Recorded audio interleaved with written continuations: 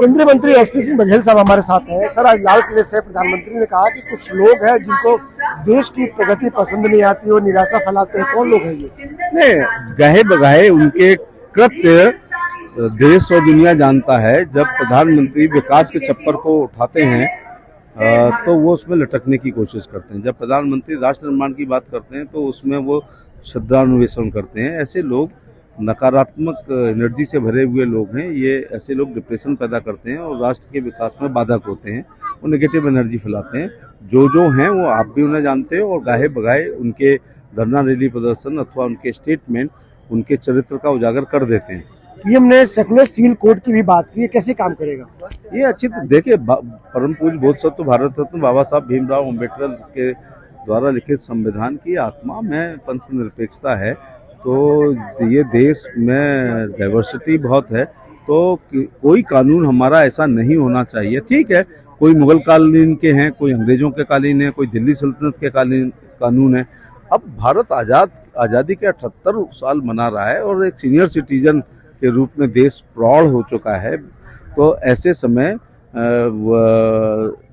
देश जो है कबीले की रीति रिवाजों से नहीं चलेगा। देश संविधान से, पार्लियामेंट से पारित कानूनों से चलेगा, जिसमें एक यूनिवर्सल सिविल कोड बड़ी भूमिका निभाएगा। और भाजपा शासित कुछ राज्य जैसे उत्तराखंड वगैरह ने इस दिशा में काम भी किया है। एक देश एक चुनाव के लिए आपको लगता है कि अब सही समय है? पीएम ने जिक्र किया ये 52 में ही हो जाना चाहिए था।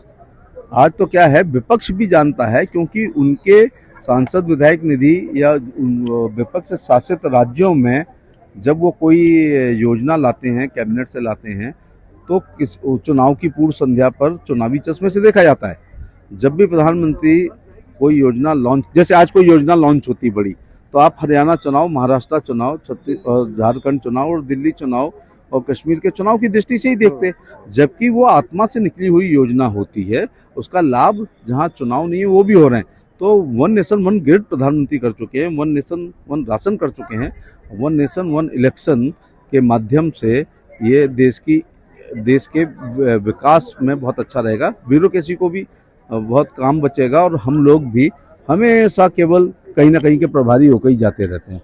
एक आखिरी सवाल, पश्चिम बंगाल में एक डॉक्टर बेटी का रेप किया गया, उसको मार दिया गया, उसको लेकर महिलाएं कल रात में प्रदर्शन कर रही थी कोलकाता में हॉस्पिटल के पास, तो वहाँ गुंडे घुस गए, उन्होंने तोड़-फोड़। मैं इस घटना से पहले भी सदैव कहता आया हूँ कि फासिस्ट सरकार है, डेमोक्रेसी जमहूरियत में विश्वास नहीं है। जबकि ममता बनर्जी खुद कांग्रेस सरकार, कांग्रेस पार्टी और कम्युनिस्टों की सरकारों के खिलाफ धरना रैली प्रदर्शन के द्वारा ही लीडर बनी है।